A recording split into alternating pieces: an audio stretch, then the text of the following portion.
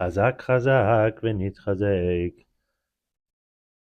Interesting words. We say them when we finish book of the Parsha, which is exactly what we're going to do this week. Interesting that it coincides with the ending of the solar calendar. We're turning over a new leaf, and we choose to chazak, chazak, v'nitchazek. We are going to be strong.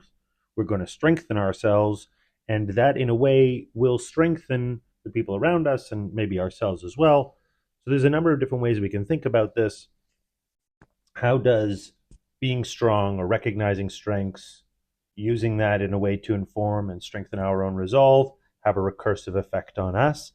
And what are some of the examples in the Parsha that maybe can give guidance for a new year, for some of the reflections of that new year, and for continuing. Just to continue where we've been discussing from the past couple of weeks, we have the story of Yehuda. We have a blessing for him, so he gets a unique blessing. He's told that he's going to become a leader. He's told that he's going to become a king. The bracha to him says that he will be acknowledged by his brothers. And that, in a way, is a form of earned trust. So continuing the way that we've sort of unpacked Yehuda and his blessings in the past, this path to kingship comes at the not at the expense, but through a set of actions that he takes, authentic, integrated actions that he takes, and people see these actions, they respect him, they trust him, and they follow him and support him as their leader. In contrast, Yosef, who has actually the longest bracha in this week's parsha, he gets a kind of a different bracha. And this bracha will lead into, in our discussion, the bracha of Menashe and Ephraim. But he gets a bracha that is really about his ability to excel in places where he doesn't really have the right ingredients. Maybe he's thrown in jail, or maybe he's sold into slavery, or whatever it is. And yet, in spite of that, he is able to be resilient and really excel at the expense of these setbacks, you could say. In this week's parsha, as we get to the story of Menashe and Ephraim, we actually have a lot of interesting conversation around birth order.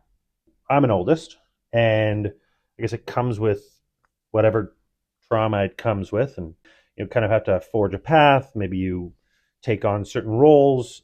From a psychological perspective, they often say that eldest will have a certain need to feel useful, because as the family kind of grows with them, they take on and adopt a role, maybe consciously or less consciously. The Parsha actually says that the bracha to Ruvain is one that he is strong and passionate as a leader, but he's lacking a little bit in the stability. So maybe different perspectives, Torah, modern psychology, different ways to think about birth order and that kind of a discussion. But the most telling example of birth order in the conversation is the bracha of Menashe and Ephraim. We have this classic story.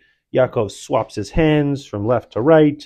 Yosef tries to fix them. No, don't worry, I got this. Yaakov even uses such specific, interesting language. He says, no, I know, my son, don't worry, I know. And it's kind of this double lashon of knowing that sets up a very interesting bit of learning right here. So I had the pleasure of meeting a woman named Rena Quint, Holocaust survivor, this week on this birthright trip that I'm on.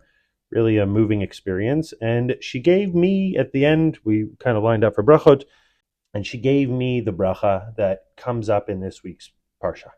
Yisimcha Elokim K'Ephraim K'Menashe, and then kept going. And it's kind of interesting to think that this is the archetypal prototype for a bracha, which is what we give to all sons for the rest of time.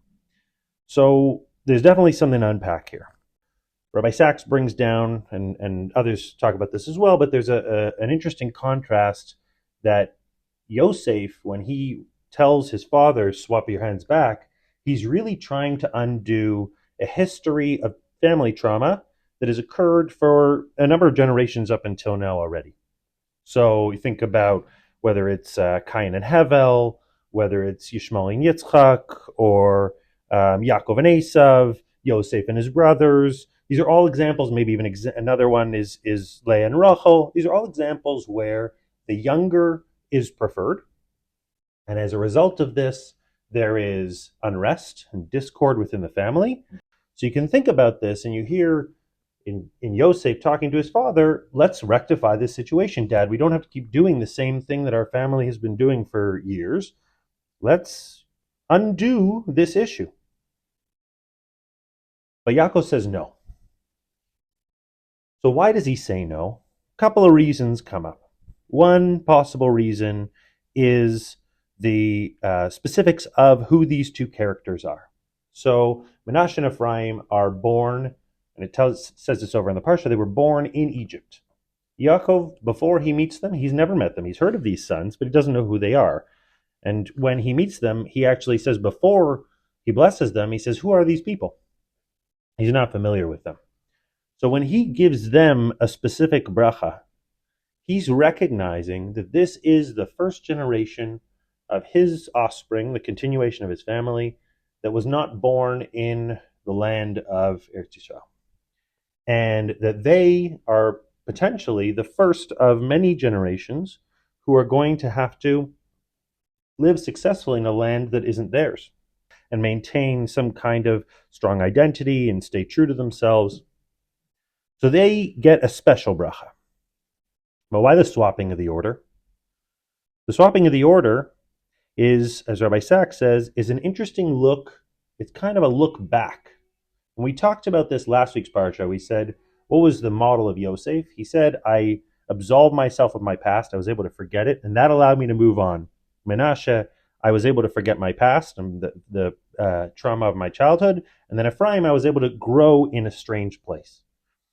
And in a way, what Yaakov is doing by blessing Ephraim first is saying, when we go out into the world, we're going to be stuck in places that aren't going to be ideal. Extending on the bracha for Yosef, we're going to have to focus on our growth first. Not just trying to forget and assimilate and put ourselves into a modern world. So this, in a way, helps bring together the reason for Ephraim before Menashe. In another way, why did this become the archetype for all of our future blessings? This became the archetype because Ephraim and Menashe don't fight. They are able to recognize that each one of them is going to have unique characteristics. And that, in a way, ties back to the way that Yaakov gave all the blessings to all of his sons. In each case, he recognizes first the strengths and the abilities and the intent of each of those sons.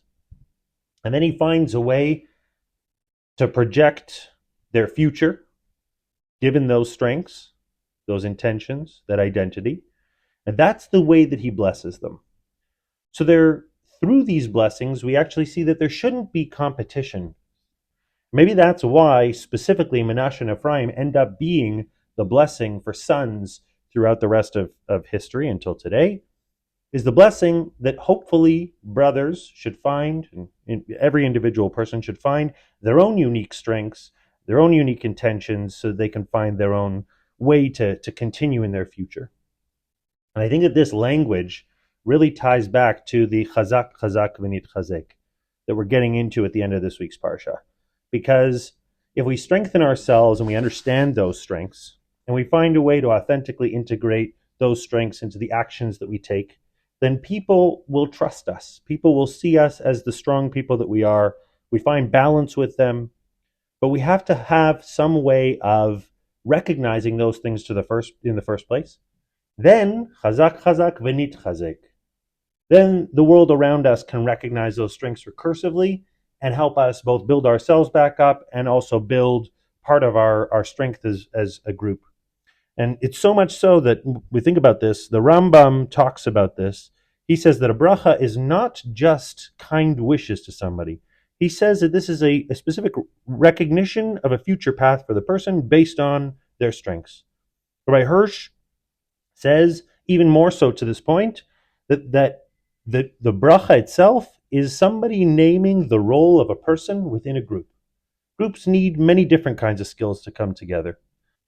So maybe that's our challenge as we go into a new year. We start a new book. We continue to build ourselves as a nation, is to find a way to connect with ourselves authentically, to recognize our own strengths, not to need to compete with everyone else around us for that growth, and to know that when we come together and deploy those strengths authentically, nitchazek, it will strengthen us further as much as it will strengthen the collective. So